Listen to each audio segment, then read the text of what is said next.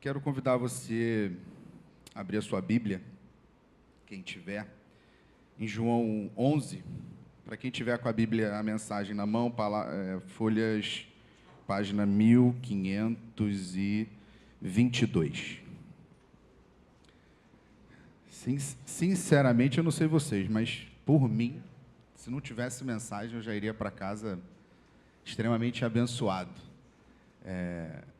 Como é que o Espírito Santo testifica, né? O Márcio não sabia o teor da mensagem, mas ele nem sabe que ele praticamente pregou, né? Quando ele falou sobre Deus estar no controle, quando ele falou sobre amor incondicional, quando ele falou sobre propósito. A gente vai falar um pouquinho sobre isso hoje. E eu ali sentado e o Márcio falando. Obrigado, meu irmão, Deus te abençoe. Eu sentado ali, o Márcio falando, falei, gente, ele pregou. Alguém mandou para ele a minha pregação. Então, muito bom saber que no ambiente Deus testifica e vem confirmando. Todos abriram? Todos acharam? João 11. Quem achou diz amém. Quem não achou pode falar misericórdia que eu espero, não tem problema. Todos acharam? Vamos lá. Eu vou ler o capítulo 11 inteiro, ele é um pouco extenso, mas é de uma riqueza. É um dos textos prediletos para mim na Bíblia. Fala sobre Lázaro. Havia um homem chamado Lázaro. Ele estava doente. Era de Betânia, cidade de Maria e sua irmã Marta. Essa era a mesma Maria, lá atrás, que ungiu os pés do Senhor com óleos aromáticos e depois os enxugou com os cabelos. Lázaro, que estava doente, era irmão dela. As irmãs mandaram um recado para Jesus: Senhor, aquele a quem o Senhor ama está muito doente. Quando Jesus recebeu a mensagem, comentou: essa doença não é fatal, será uma boa ocasião para demonstrar a glória de Deus, na glorificação do Filho de Deus. Jesus amava os três: Marta, a irmã dele, Maria, e a Lázaro. Mas, estranhamente, quando soube que Lázaro estava doente, permaneceu onde estava mais 2 dias. Só então disse aos discípulos: vamos voltar para a Judéia. Eles disseram: Rabi, o senhor não pode fazer isso. Os judeus querem vê-lo morto. O senhor quer voltar? Eles disseram. Jesus respondeu: não são 12 as horas da luz do dia? Qualquer um que anda na luz do dia não tropeça, porque há muita luz. Andando de noite pode tropeçar, porque mal enxerga o caminho. Após esse comentário, ele anunciou: nosso amigo Lázaro está dormindo. Vou acordá-lo. Os discípulos disseram: Senhor, se está dormindo, vai ter um bom descanso, se levantar, bem disposto. Jesus falava da morte, enquanto os discípulos pensavam numa simples soneca. Então Jesus resolveu falar claramente: Lázaro morreu. Estou feliz por causa de vocês, porque eu não estava lá. Vocês logo terão novos motivos para crer. Agora vamos a ele. Tomé, chamado Gêmeo, suspirou e disse aos seus companheiros: vamos, bem que podemos morrer com ele. Quando Jesus finalmente chegou, Lázaro estava morto. Havia 4 dias. Betânia ficava perto de Jerusalém, distante cerca de 3 quilômetros. E muitos judeus davam apoio a Marta e a Maria, compadecido delas por causa do irmão. Marta soube que Jesus estava chegando e saiu ao encontro dele. Maria ficou em casa. Maria então lhe disse: Senhor, se estivesse aqui, meu irmão não teria morrido. Mesmo agora, sei que tudo que o Senhor pedir a Deus será concedido. Jesus consolou-a: seu irmão vai ressuscitar. Marta respondeu: sei que vai, na ressurreição do fim dos tempos. Você não precisa esperar pelo fim. Eu, aqui, agora, sou a ressurreição e a vida. Quem crer em mim, ainda que morra, viverá. Qualquer um que vive crendo em mim não irá morrer em definitivo. Acreditas nisso? Sim, sempre acreditei que o Senhor é o Messias, o Filho de Deus, que veio ao mundo. Depois de ter dito isso, ela foi até onde estava sua irmã Maria e sussurrou ao seu ouvido: o mestre está aqui e perguntou por você. Assim que ouviu isso, ela deu um salto e correu até ele. Jesus ainda não havia entrado na cidade, continuava no lugar em que Marta o havia encontrado.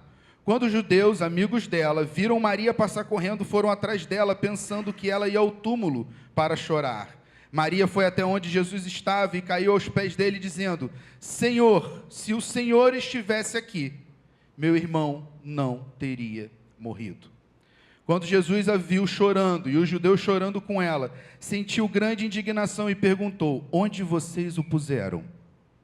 Senhor, vem e vê, disseram. Naquele momento, Jesus chorou. Os judeus disseram: Ele o amava muito.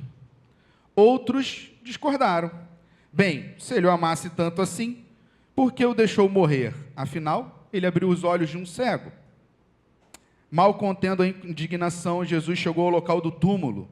Era uma caverna simples na colina, com uma placa de pedra que o fechava. Ele ordenou: removam a pedra. Marta, a irmã do falecido, disse: Senhor, a esta altura já está com mau cheiro, ele morreu há 4 dias. Jesus olhou bem nos olhos: Eu não disse que, se acreditasse, você veria a glória de Deus? Dirigindo-se aos demais, insistiu: Vão em frente, tirem a pedra. Eles a removeram. Jesus ergueu os olhos para os céus e orou: Pai, sou grato porque até aqui tens me ouvido. Sei que sempre me ouves, mas por causa da multidão aqui presente, oro assim para que eles possam crer que me enviaste. Então ele bradou: Lázaro, venha para cá. Numa outra versão, Lázaro, vem para fora. Lázaro saiu, ainda enrolado nos panos da cabeça aos pés, e com um lenço sobre o rosto. Jesus lhes ordenou: desamarrem-no para que possam ir.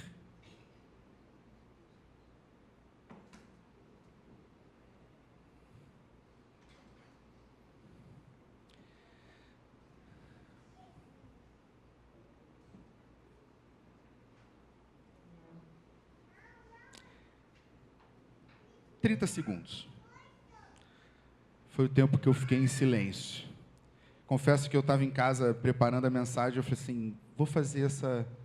E eu mesmo, durante 30 segundos, ficar em silêncio já me deu um negocinho no coração. Nós vivemos num tempo de correria absurda, é tudo muito rápido. A internet, se demora 5 minutos para abrir uma página, você já está irritado.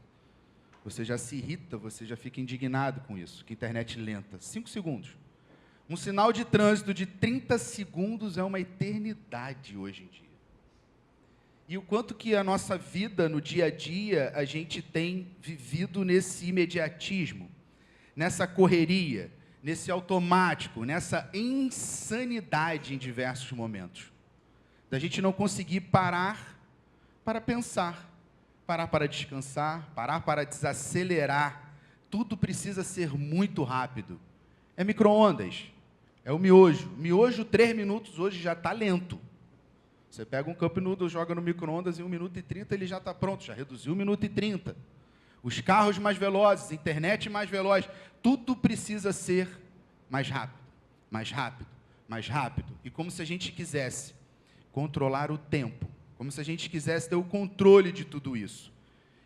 Em diversos momentos, isso leva a gente a viver num automático insano na nossa vida.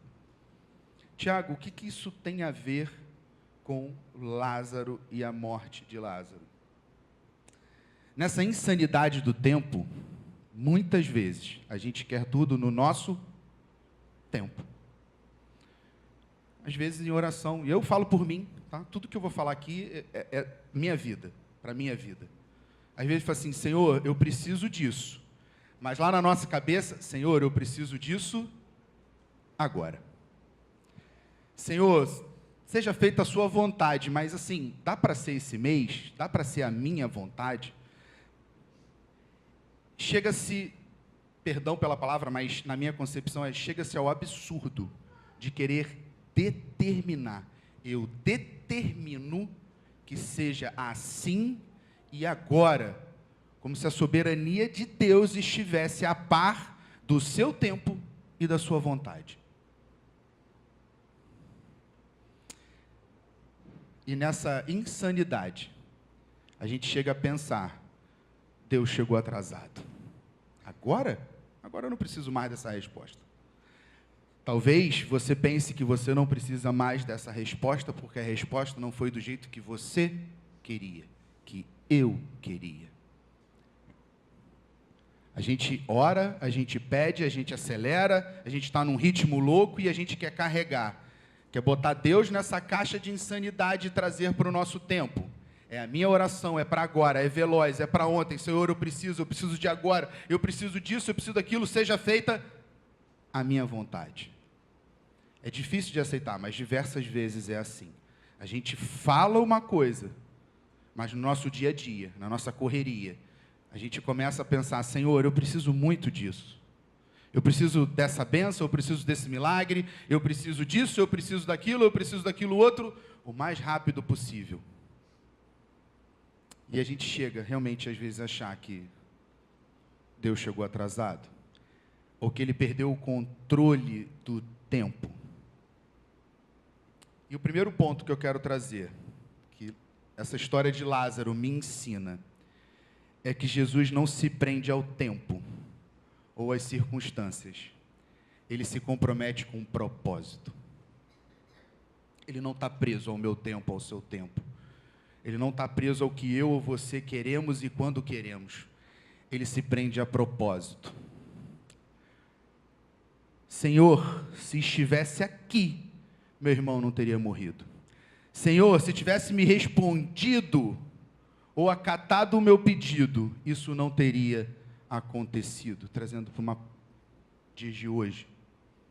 Mas eu quero te falar que Deus não está preso ao seu tempo e nem às suas circunstâncias. Ele está preso ao seu propósito. Isso fica muito claro para mim no texto, quando ele fala que Lázaro morreu, mas tudo isso é para a glória de Deus. E quantas vezes a gente, nessa insanidade do nosso dia a dia, a gente esquece do nosso primeiro, maior e único propósito, que é glorificar a Deus.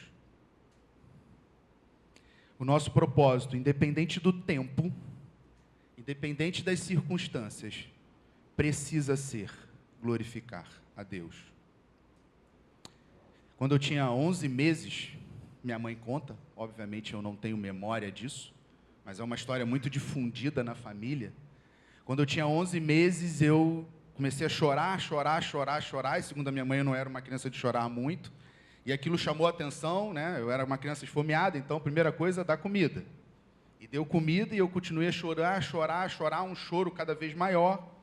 E minha mãe, quando foi trocar minha fralda, naquele momento que ela foi trocar minha fralda, o sangue jorrou nela. Segundo a minha mãe, foi uma cena grotesca, assim, de desespero, porque o sangue jorrava. E eu sou de Angra, nascido e criado em Angra, interior, então imagina Angra, há alguns anos atrás, não vou falar exatamente quantos anos atrás, mas alguns anos atrás, interior, hospital, aquela coisa bem básica, mas era o que tinha. E aí minha mãe me pega, meu pai, né? No meio do caminho, da minha casa ao hospital, dava uns 15 minutos de carro. No meio do caminho, a minha mãe já passa na igreja, meu pai segue comigo para o hospital, minha mãe fica parada na igreja, e da igreja ela já junta as irmãs e falou assim, ó, preciso da oração de vocês, vamos para o hospital. Então, quando a minha mãe chega no hospital, médico, o Dr. Carmelo, o interior tem isso, né? Você conhece o médico pelo nome, era o... Se não fosse, acho que acredito eu que era o único clínico. O doutor Carmelo já tinha me levado lá para dentro. E aí, quando minha mãe chega com as irmãs, ele está voltando, tá? Meu pai no corredor. E aí ele fala assim, falou, olha, não tem o que fazer. Ele está com uma hemorragia interna, eu não consigo operar ele aqui. Não tem helicóptero. A ambulância que nós temos até chegar no Rio, ele já morreu, ninguém tem tanto sangue assim. E aí meu pai falou assim, faz alguma coisa. Aí ele falou, olha, eu vou tentar, mas já estou te adiantando que eu não tenho o que fazer. Aí minha mãe falou para ele assim, faça o que você pode fazer e deixa o resto na conta de quem tem poder para resolver. O médico era ateu, não entendeu muito bem. E ele voltou. Segundo minha mãe, menos de 1 hora depois ele volta. Minha mãe estava no corredor, de joelhos, orando. E ele volta e ele fala assim: eu não sei em quem ou em que você crê, mas foi ele que curou teu filho. Porque na hora que nós abrimos, efetivamente na hora que nós cortamos, não tinha mais nada. Se a hemorragia que tinha, sumiu. Eu não fiz nada. Eu abri e fechei. Então, olha, para quem você estava aí falando, foi ele que curou seu filho. E aí, eu me lembrando disso, me lembrei disso, eu falei: Senhor, se era para curar, por que eu fui para o hospital? Por que não orou de casa, né? Assim, certeza absoluta que minha mãe no caminho já estava orando, meu pai já estava orando, um monte de gente orando, mas por que isso? E eu fui entender muitos anos depois, quando eu encontrei com o Dr. Carmelo. Já era casado, encontrei com o Dr. Carmelo, minha mãe ainda viva. Ela falou assim: lembra do Dr. Carmelo? Eu falei: claro que lembro do Dr. Carmelo. Depois disso eu fui nele várias vezes. Se converteu. O ateu se converteu. E palavras dele: ele nunca esqueceu aquele dia. Propósito. Não sei o seu tempo, eu não sei as suas circunstâncias, mas Deus não está preso a isso. Ele está preso a um propósito. E que nem sempre a gente vai saber. Pode ser que eu não encontrasse mais o Dr. Carmelo, ou que eu nem tomasse conhecimento de que ele veio se converter. Não faz diferença para isso. O que a gente precisa ter em mente é que a gente precisa viver direcionados para o propósito. E quando eu falo de propósito, a Bíblia ela é recheada por isso. Porque dele, por ele, para ele são todas as coisas. Glória, pois, a ele eternamente. Amém. A Bíblia diz que nós somos sal da terra e luz do mundo. Buscai primeiro o reino de Deus e a sua justiça, e todas as demais coisas vos serão acrescentadas. Portanto, quer comais, quer bebais, ou façais qualquer outra coisa, fazei tudo para a glória de Deus. E essa correria, às vezes, tem feito a gente esquecer disso. Uma vez eu ouvi do meu pai, ele falou assim: olha, não importa o que você seja na sua vida, não importa, o seu propósito vem antes disso tudo. Quer ser um advogado? Seja um cristão advogado. Quer ser engenheiro? Seja um cristão engenheiro. Quer ser professor? Seja um cristão professor. O que isso significa na prática? Glorifica a Deus em tudo que você fizer, não importa. A primeira coisa é, a sua vida precisa glorificar ao Senhor. E nesse caso, diferente da matemática, a ordem dos fatores altera radicalmente o produto. Viver pelo propósito. Senhor, o que eu vou fazer? E eu já diversas vezes conversando com algumas pessoas: Thiago, eu faço, eu trabalho, mas eu sinto um vazio, eu não vejo fundamento, eu não vejo função. O que eu estou fazendo diferente no mundo? Estou ganhando muito dinheiro, estou muito bem sucedido, mas eu não sinto que eu faça alguma coisa. É porque talvez você não esteja vivendo o propósito. Esse propósito, que é muito maior do que qualquer profissão. Não estou aqui defendendo que você não tem que ter sua profissão, seja muito bem sucedido. Faça como se fizesse para o Senhor, com qualidade, com excelência. Mas antes disso, a sua vida precisa ser para glorificar o nome do Senhor. E esse texto de Lázaro me deixa muito claro isso. A morte de Lázaro é para glorificar. Tudo isso que está acontecendo na sua vida é para glorificar a Deus. Viva pelo propósito. Deixa que o Deus do tempo cuide do tempo. Você não tem esse poder. Mas ainda que você viva pelo propósito, nessa caminhada, não impede da gente ter dor, medo, tristeza, aflições. A Bíblia é muito clara: no mundo tereis aflições, mas tem de bom ânimo, porque eu venci o mundo. E quantas vezes nessa caminhada dolorosa, circunstâncias difíceis, aflições, Não é porque nós somos cristãos que a gente... Ah, não, então eu não sofro. Claro que sofre. Quem não chora a perda de um ente querido? Quem não sofre um momento, uma crise financeira? Empresário que sofre uma crise financeira? Nós estamos passíveis a tudo isso. Mesmo que a gente esteja, Tiago, eu estou vivendo o propósito. Cara, é muito claro para mim, a minha vida é para glorificar o Senhor, eu faço tudo por Ele, para Ele, porque dele são todas as coisas, mas caramba, está difícil. Essa semana eu tive uma experiência, quarta-feira, que me deixou numa aflição. Eu falei, Senhor, nessa altura do campeonato, né? Na quinta-feira eu cheguei no ensaio, a Vivi olhou para mim e falou assim, você está com uma cara de cansado. Eu falei, cara, eu estou exaurido. Minha mente estava um caco. Quarta e quinta-feira foi algo para mim assim. E eu parei, eu falei, Senhor, sério? E quantas vezes a gente nessa caminhada, a gente fala assim, será que Deus esqueceu de mim? Será que Ele não liga para o que eu estou sentindo? E tem uma passagem que, para mim, marca muito nessa de Lázaro, antes dele ir encontrar com Marta e Maria, ele já havia anunciado que Lázaro estava morto. Mas ele também já tinha anunciado que isso seria para a glória de Deus. Mas ele chorou com Marta e Maria. Ele amava Marta e Maria. Ele amava Lázaro. Ele sabia que Lázaro seria ressuscitado, mas o seu sofrimento não passou despercebido.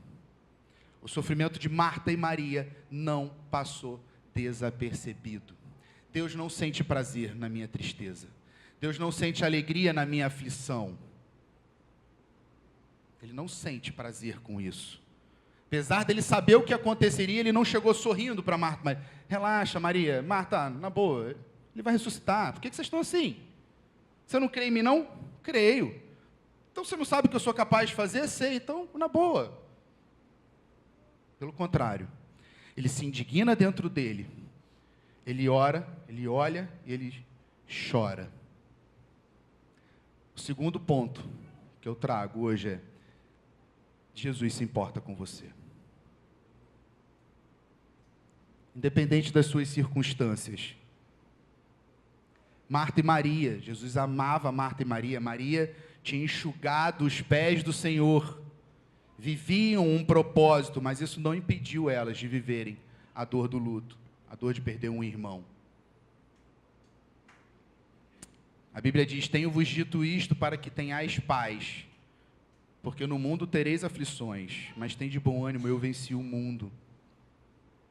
Deus se importa com você, Deus se importa comigo. Deus se importa pelo momento que você está passando. Ainda que às vezes a gente ache que Ele está atrasado, ainda que às vezes a gente acha que Ele não se importa, ou ainda das vezes que a resposta não é a que você queria, e a gente chega a duvidar, fala assim, Senhor, sério isso? Nessa altura do campeonato, passar por isso? Quando tudo parece dar errado, podemos ter a sensação de que Deus está longe, que Deus não está nos ouvindo. Mas é apenas uma sensação. Porque Deus não é um Deus de longe, Deus é um Deus de perto. Ele se importa com você, Ele se preocupa com o propósito, mas ainda assim não é garantia de que Ele vai responder a sua oração no seu tempo e de acordo com o que você quer. Mas você pode ter uma certeza absoluta que Ele sempre fala conosco. É porque a gente só pensa no sim. Ninguém ora pedindo um não. Fala, Senhor, não cura aquela pessoa. Senhor, não me dá essa bênção não. A gente ora e a gente espera, a gente busca o sim.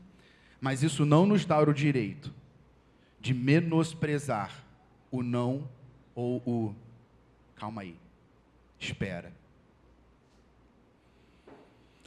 E a gente nem sempre entende, porque a gente passa por tanta coisa, ou porque uma pessoa próxima passa por alguma coisa, uma pessoa boa passa por alguma coisa. Senhor, por que aquela pessoa, por que eu, por que meu irmão, por que minha mulher, por que minha família, por que meu filho está passando por isso? Nosso entendimento é limitado, a gente não vai entender tudo o tempo inteiro, essa é a verdade. Por isso que a gente precisa ter em mente esses pontos. Deus não se prende ao seu tempo, Deus não se prende às circunstâncias, Ele se prende ao propósito. E que independente do que você esteja passando, Ele se importa com você. E chega às vezes ao extremo da gente meio que ficar de mal com Deus, né? Quando você pede alguma coisa, quando você precisa muito de alguma coisa e não vem do jeito que você queria, não vem no tempo que você queria, você fica de mal com Deus. Não estou falando de você sair da igreja, não estou falando de você se revoltar contra Deus, mas aquela coisa assim, aquela esfriada, poxa, eu pedi tanto, Ele não me ouve, então não vou pedir mais tanto, não vou me relacionar tanto. Mas isso causa feridas muito grandes. Não sei quantos aqui conhecem, ela é relativamente conhecida, é uma missionária chamada Edmeia Williams. Eu tive o prazer de tê-la na minha casa algumas vezes. Minha mãe caminhava muito com ela, assim, né, de eventos, e ela teve na minha casa lá em Angra, teve na minha casa aqui no Rio, uma mulher extraordinária. Não vou lembrar exatamente a data, mas um evento que me marcou muito na vida dela. A filha dela faleceu. No enterro da filha dela. No enterro da filha dela. Ela pediu para falar e ela falou assim: quando minha filha nasceu, eu pedi para Deus cuidar e proteger da minha filha para que ela não passasse por nada ruim, que nenhuma doença a alcançasse. E Ele respondeu minhas orações. A resposta foi não. A minha filha adoeceu. E quando ela adoeceu, eu pedi: Senhor, não deixa minha filha sofrer, cura minha filha. E Ele respondeu as minhas orações. E a resposta foi não. Senhor, por favor, cura minha filha. Não deixa que ela venha a falecer. E mais uma vez Ele respondeu a minha oração. E a resposta foi não. E a oração dela no dia do enterro foi: Senhor, que independente do que eu queira, o Senhor continue a responder às minhas orações. Cara, aquilo foi não foi um tapa, não, aquilo foi um soco na boca do estômago. Foi assim, que lição, que lição. Senhor, continue a responder às minhas orações, mesmo que seja com não. Eu tive uma outra experiência, né? Um dia, quem sabe, a gente vai contando mais isso. Em 2002, né, amor? Foi o ano 2002. Em fevereiro de 2002, eu tive uma trombose venosa profunda. Não sei hoje, mas até então, a maior trombose já registrada no mundo, no meio médico, sem que houvesse óbito. Fiquei 7 dias no UTI, ouvi enfermeiros falando que eu já estava morto, sem saber que era eu, mas falando do meu caso. Um jovem de 19 anos, que já estava na boca do túmulo. Passaram-se muita coisa, um dia eu conto esse testemunho, mas depois que eu fiz a cirurgia, eu estava na UTI, e isso angustiava muito a minha mãe quer estar perto, né? E ela não podia ficar comigo, ela podia me ver 2 vezes por dia, que era o horário de visita. Então, no horário da manhã só entrava ela e meu pai, no horário da tarde ela pegava 5 minutos, eram 15 minutos cada visita, ela pegava 5 minutos, falou assim: eu preciso ver meu filho de manhã e à noite. Então, os outros 10 minutos aí ela divide. Aí vai amigos, vai tio, vai parente, vai quem quiser, mas os primeiros 5 eram dela. E eu lembro quando eu tive alta, o médico, a gente estava lá, o médico veio e falou assim: Tiago, você está de alta para o quarto. Nós vamos para uma segunda fase do tratamento no quarto. E minha mãe vibrou. Ela falou assim: eu vou em casa agora pegar minhas coisas e volto. Aí o médico: tudo bem. Nisso, quando ela saiu, não deu 3 minutos, volta ela chorando. O hospital, estava no Barradó, o hospital falou assim: não temos quarto. Cara, minha mãe, poucas vezes eu vi minha mãe chorar tanto. Minha mãe chorava. Não é possível que no hospital desse tamanho não tenha um quarto para eu ficar com meu filho. E foi um processo, assim, para mim, por incrível que pareça, foi o momento, em termos de saúde, mais difícil da minha vida, mas um momento de muito relacionamento com Deus, uma paz que o médico não entendia. Falei: cara, você não está sentindo dor? Não. Era para você estar gemendo de dor. Não tô. E eu ficava sozinho o dia inteiro na UTI, né? Entre aspas. Mas foram horas e horas que eu tive efetivamente de conversas com Deus. E eu lembro que minha mãe saiu arrasada, chorava. E quando ela saiu, eu comecei a chorar. Eu falei, Senhor, há 7 dias atrás eu estava morto. 1/4. O que é 1/4? Me ajuda, vai. Pela minha mãe, porque o sofrimento da minha mãe me fez sofrer. E eu lembro que, antigamente, na Ayrton Senna tinha os retornos, não era o mergulhão, né? O retorno era quase em frente ao Via Parque. Quando minha mãe saiu de carro, fez o retorno, que ela estava em frente ao Via Parque, o hospital ligou e falou assim, surgiu 1/4. A minha resposta foi sim. Ah, mas isso quer dizer que a minha oração é melhor do que o de Meia? Se eu tivesse que chutar, se isso existisse, eu ia falar que não. Mas a minha foi sim, poderia ser não. E a gente não pode perder isso de vista. Deus se importa com você, independente da resposta que você recebeu, que você queira ou que você não queira, mas Ele se importa com você. E o último ponto. Quando Jesus manda, até os mortos ouvem e obedecem. Eu não sei o que morreu na sua caminhada. Eu não sei o que nessa caminhada de propósito ou não sei da sua vida, o que morreu. Se foi a esperança, se foi um sonho, se foi a alegria, não sei. Mas o que eu tenho para te falar hoje é que, independente das circunstâncias, a palavra final da sua vida vem de Deus. Se o médico falou não, se Deus falar sim, não faz diferença. Quando eu estava no hospital, todo mundo estava me matando. Mas Deus falou, não, você vai viver. Algumas vezes, com 11 meses, com a trombose. Eu costumo falar que se eu conheço alguém que não pode duvidar dos milagres de Deus, esse alguém sou eu. Quando alguém fala assim, eu nunca vi um milagre, prazer. Quer que eu te conte algumas? Márcio. Eu não sei. Sinceramente, eu não sei.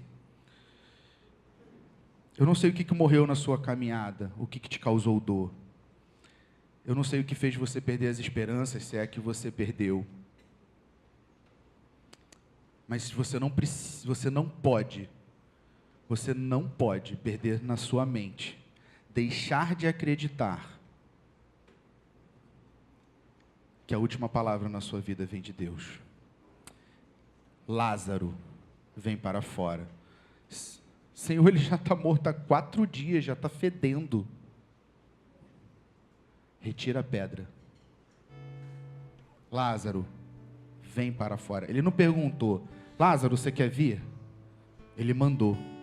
Vamos lembrar, Lázaro estava morto. Ele não estava dormindo, não. Ele não acordou, Lázaro. Quando Deus fala, até morto obedece. Na sua vida, a última palavra é de Deus.